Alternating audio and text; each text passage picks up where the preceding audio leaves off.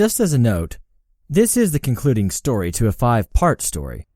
Please go back and listen to episodes 34.1, 35.2, 38.2, and last week's 39.2 if you'd like the background on the Global Confederation, Academy Prime, the Smock and their invasion, and the Quad of Primrose 33. If you just want to come along for the ride today, by all means, let's get started.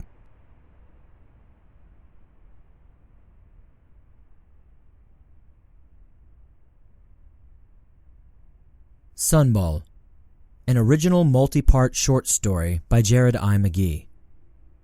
Part 5. The Smock.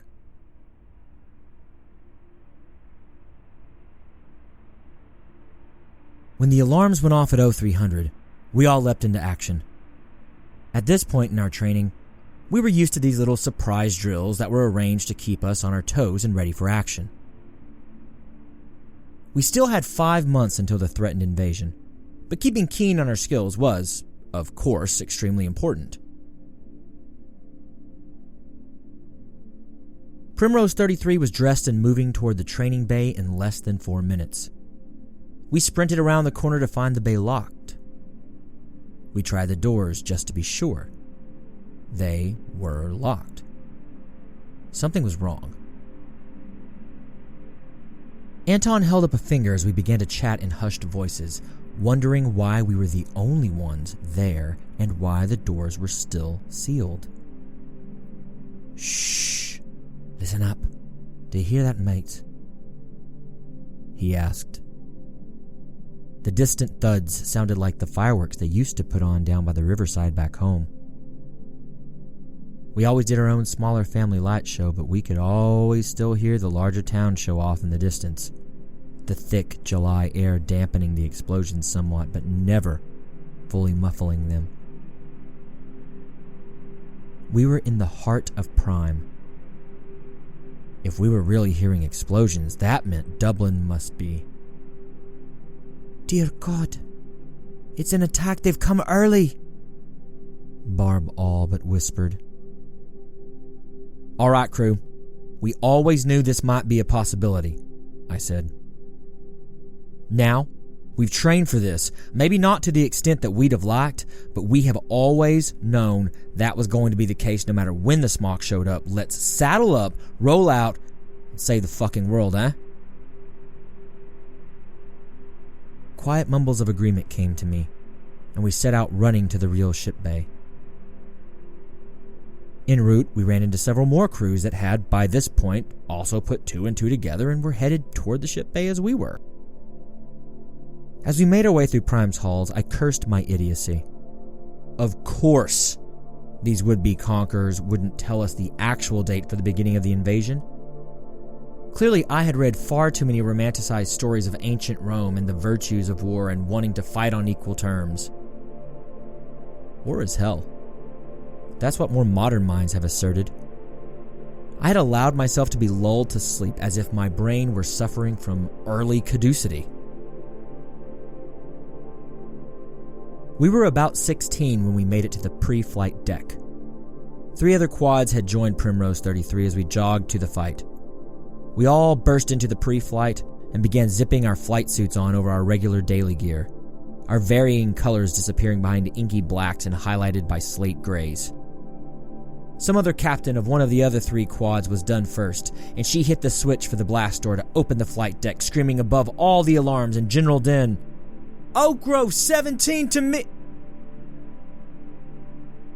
Her words were cut off. She and one other member of her crew that had already begun to heed her call even before she fully voiced it were consumed by a ball of flames spurting out. The other 14 of us leapt back for the sides of the room, crashing into walls and one another, but avoiding the flames that pushed in and licked the middle of the room. Some brave soul clamped down on the button, shuttering the blast door. It was Anton. God bless Anton.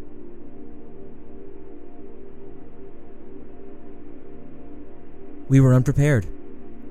From the beginning, we had known that our degree of preparation would never quite be enough. There was only so much the Earth could do on such a small time limit, and with such a ragtag group of volunteers meant to be the saviors of this world. Now, with Academy Prime's entire fleet aflame, I began to realize just how much hubris we'd been displaying these last few months.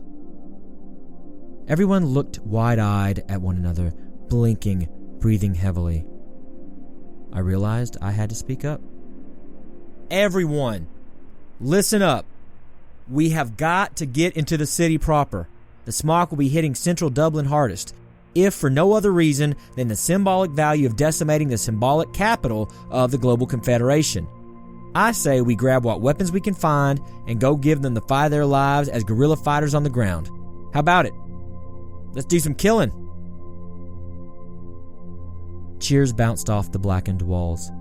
The different quads bumped fists, shook hands, and ran in different directions. The different crews sprinted apart, the lights and sounds of Prime's alarm systems playing off the smoke, turning the halls into a grim dance party. It wasn't 10 minutes until we found ourselves pounding the pavement towards central Dublin. We all had our sidearms, so that was somewhat comforting, but we did not find the massive assault-style weapons we'd hoped to find on our way out of the now alight Prime. On the way out, we came to understand that we were nowhere near the weapons depot, and there would be no weapons to simply snag from emergency preparedness lockers. So, Anton grabbed a fire axe. Barb took up one of the supposedly decorative spears. I found a discarded hand blaster that had just a bit more juice than our sidearms. I did not pick up a second weapon. I knew we would come across weapons in the field. Some discarded from fear, some discarded amid the throes of death. I didn't hold my companion's need for a second weapon against him. I understood. Prime was burning. Dublin was burning. Earth was burning.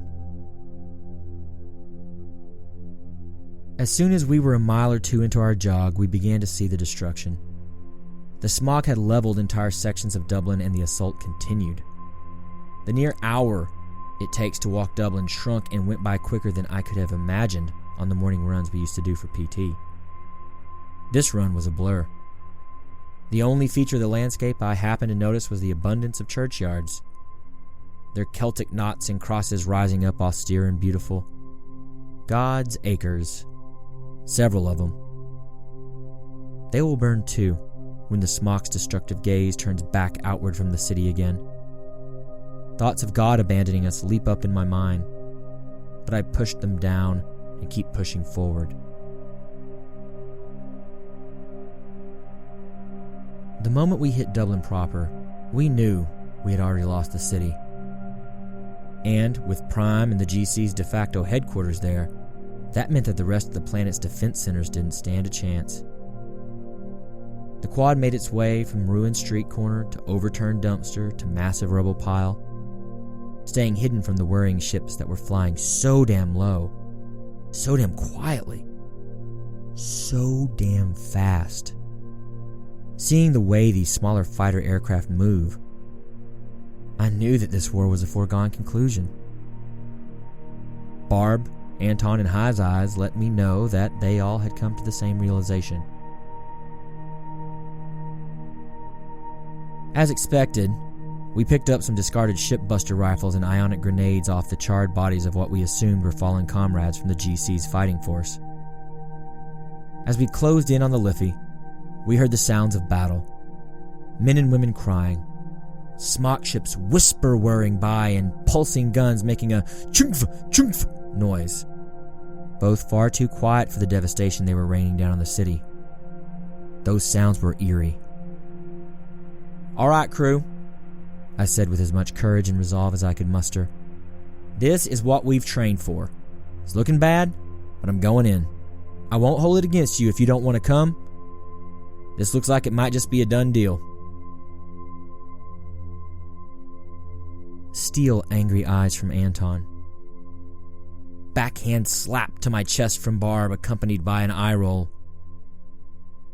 Nearly imperceptible shaking of her head from High. Disappointment coming at me. The quad would go together then. We put our scavenged weapons into active mode, nodded at one another one time, and we ran toward the flames and the screams and the whisper whirring and the chunkf chunkf. We quickly found a flipped and burnt-out bus to use as cover. 15 collective shots in, and we had taken down 4 of those bastard ships. We did not acknowledge it to one another. We did not celebrate. We just kept firing. I wanted to see what these things looked like. I'm betting Hai wanted to see them even more than I did. She'd religiously studied their biology for months now, all in hopes that we might find something in that biology to down them. Sure, biological weapons was a dirty term on Earth when discussing human-on-human warfare, but with our species facing enslavement, if not full extinction, all was fair. But we had no such luck. The little bubble pods on top of the all but nondescript ovular ships were tinted. All we saw was deep gray bordering on black shaded glass. If hopes and dreams were, well, I could not think of that old adage my mother used to say. That scared me more than these aliens did.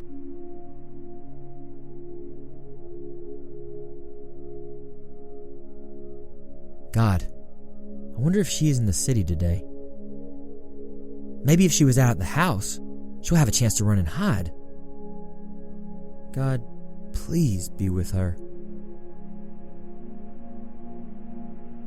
Only 20 minutes in, our larger weapons charges were beginning to fizzle, but we'd taken down at least 12 fighters, if not 15. My counting started to be off a bit. Not bad for 4 regular Janes and Joes with a drip of training. Impressive? Yes. But it got us noticed. We began taking heavy fire. The maelstrom was raining down on us now. Pieces of the gutted bus chipped away. We were pinned down. But at least that meant some of the other fighters had a bit of a respite from the hellfire. Maybe they could reload. Maybe they could get away to fight again after some licking of wounds and rearming. Maybe... A scream. I turned to my left. The last barrage from the Smock had made the entire city block shudder, and it had also hit our cover. A 2-foot piece of jagged bus frame was lodged through the abdomen of Barb. Anton echoed her scream. How long had they loved each other? Just because I was dumb enough not to see it didn't mean it hadn't been going on for some time. My God, what was happening around us? Anton looked up at me, his eyes bloodshot with rage and sickening sorrow.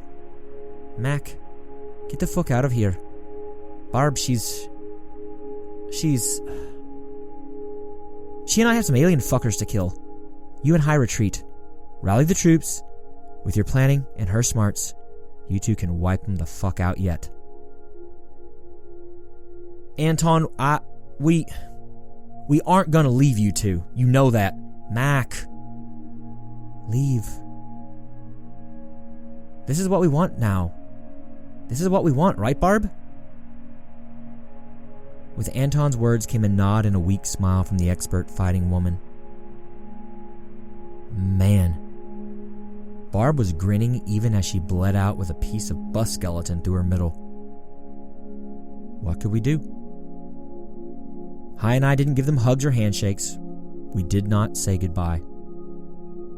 We simply gave them a nod and left to Anton propping Barb up and preparing for the next flyby from the Smock. Hai and I heard the two screaming in Irish together as they fired away. An explosion cut those voices off. They did not start again.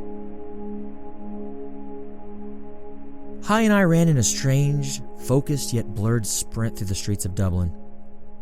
We'd been on the north side of the Liffey, it would seem. I only knew this because we crossed one of the many bridges that were now charred and unrecognizable and had ended up in the bustling Temple Bar. I choked a laugh and pointed out the surroundings to Hai. Any other time of day, this place would be thick with tourists and local drinkers and workers alike. Today, The streets were aflame and in disarray. The place was barely discernible as the place I'd come to enjoy on a few of my nights off from Prime from time to time. Hyde did not seem as amused. She pulled me off the main street toward a pub we'd gone to a couple times with Barb and Anton. Once inside, I finally felt it was safe enough to take a moment to breathe and sit down and talk about our next move. "Hi, darling. What's the plan? We both know you're smarter than me. Rank and duty assignment be damned. What's our next move?" "We enjoy each other here at the end of our city, Mack," she said in her soft, loving voice that was generally only reserved for me during private moments far from prying eyes and reaching ears. All I could do was blink at her, dumbfounded. She wanted to give up? That's not the High I knew. Because High was smarter than me, she could see the confusion in my eyes. She unzipped part of the top of her black flight suit and pulled up her uniform that was under it, showing me a piece of rebar lodged just above her left hip. The black of the flight suit had hidden it from me, but her clothes were saturated with blood. The fool I was, I thought it was sweat. She was as good as dead. I had no med kit. She had run with me as if nothing were wrong, spurting blood along the way. She had fought alongside her quad with dignity and bravery. She had been the greatest warrior a person could ever hope to be in the face of inevitable loss and death. Still, she was as good as dead. I went to speak. "Hi, I can't..." I was going to say that I could not go on without her, but my voice broke. For the first time in a very long time, I started to cry. She held me. She held me as she sat bleeding out on a dirty floor of a pub that once had held such life. She pet me and hushed my crying. "Shh, shh, my gra. We are together. That's all that matters. We love one another. That is all that matters." After a few moments of sobbing and High's comforting, I calmed my breathing and looked back up at the love of my life. I thought back to my first impressions of her. Last, I was greeted by a pale green goddess of a woman. Her sea green eyes framed by velvety curls of brown.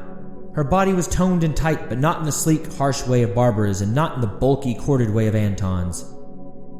She smiled widely but wasn't quick to meet my gaze. She was shy then. Hyacinth Rose Flowers, engineer, master electrician, astrophysicist, and communications liaison, among many other things. That she was gorgeous was enough to take me aback. That she'd apparently qualified in every testing subject, save hand-to-hand combat, was an added bit to knock me on my heels. And that name of hers? Wow. Hyacinth Rose Flowers.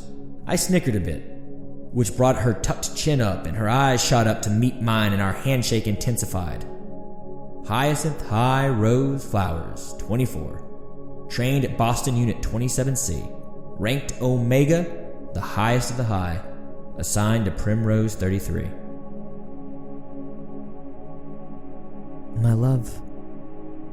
Ranked an expert at everything.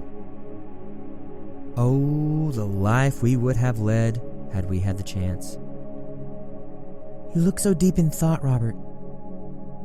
Tell me what you're thinking. Tell me stories. Make this special." She purred, showing no weakness in her voice, though I knew her strength must have almost fully drained out of her by now. So I did. The city roared as it fell outside, but here, with her, I kept my voice serene and warm. I told her that I'd been thinking of our first meeting. That elicited a painful giggle and an admonishment for making her laugh. I went on, relating our past to her, the soft smile never faltering from her lips, her eyes staying alert. I moved on to the future I wanted to have with her. I wanted her to meet my mother. I wanted to marry her in a massive wedding with far too many guests, something that I said I'd never take part in. Yet that's what came to me now that the possibility was becoming an impossibility there on the pub floor. The wedding would be draped in dark silver and thick honeyed gold. Those were her dream colors. She smiled even more, even deeper, realizing that I'd been listening when she'd said as much. Her eyes were droopy now. They were anything but alert. I wanted to be the father of her children. We had to have at least 2. I'd always thought only children were weird ones. We also had to have at least 1 son. I had to pass on my middle name to my firstborn son. That was the McAllister tradition. I wanted her to be the primary breadwinner. She had such talent, such intelligence. She would undoubtedly be the one to find bigger, better jobs that could change the world. Plus, she needed intellectual stimulation like most people needed air, even more so than me. Without it, she couldn't be happy. I'd stay home with the kids when they were little. Then, we'd get me back into work after. I wanted her. I wanted to see what she would accomplish. I wanted to grow old with her. The both of us seeing the pains and kinks of our bodies multiplying, but still adoring one another for who and what we were. I wanted her. I wanted her. I only wanted her. I only want you, hyacinth rose flowers. In response, she breathed out, I love you. Then her chest failed to rise.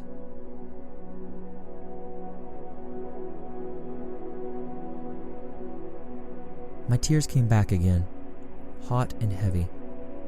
My body thrummed with pain, both from the battle back north of the river and with the pain of losing her. I was right. This, she and I, that's the whole point of fighting these invaders. Without this, humanity just isn't. I continued to hold her as night began to creep through the streets of Dublin. The sound of genocide never ceased. My flight suit had become mourning sables, appropriate for this end to my life in all its facets. My anxiety and fear were non-existent. Being dead already seemed a superpower.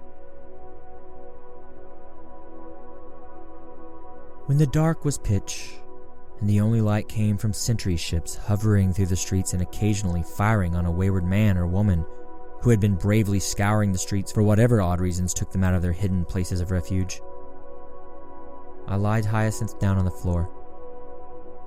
I collected chunks of rubble in and around the pub, and I formed the best grave and memorial I could in the circumstances. I knew I would be back, so the temporary measure was enough for now. I knew I would be back because I would not die anywhere but by her side. I needed to be with her. I did not lie to her when I told her that she was all I wanted. When she was encased in concrete and splintered wood and detritus, I knelt down at the foot of her makeshift grave and prayed for her. And I prayed for my mama. And I prayed that God would give me the strength to find what I need to bury my love properly and kill a few more of these vile beasts before my time came.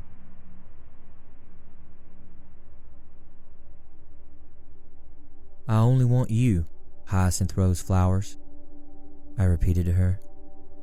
I only want you.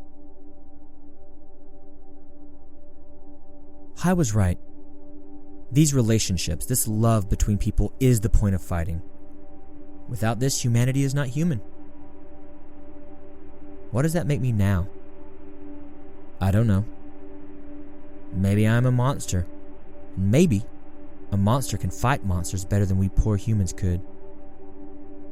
Maybe these Smock's partial success created their potential downfall.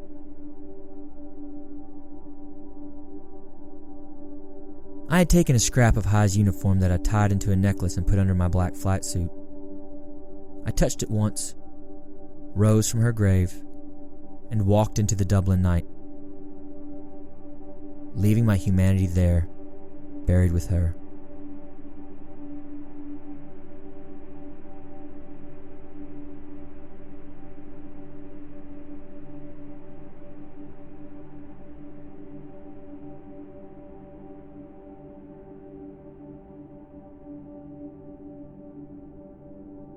Thank you for listening to the fifth and concluding part of Sonbol, titled The Smock. The ambient noise track in the background of the story is from freesound.org and comes from user Sklolex. It is being used under a CC0 1.0 Universal Public Domain Dedication license. The music you hear was taken from the Free Music Archive. The track comes from Lee Rosevere's album 5 Minutes Meditations and is titled 5 Minute Meditations Album Mix with Alpha Waves. Mr. Rosevere's track is being used under Creative Commons Attribution Non-Commercial 4.0 International License. Well, that does it for prose this week, and it wraps up the adventures of Primrose 33. I truly hope that you enjoyed getting to know Anton, Barb, High, and Mack. We will be back together in 2 weeks' time to leap back into the world of stories. Until then, love those around you, tell them that you do, and embrace this life as it is, always stranger than fiction.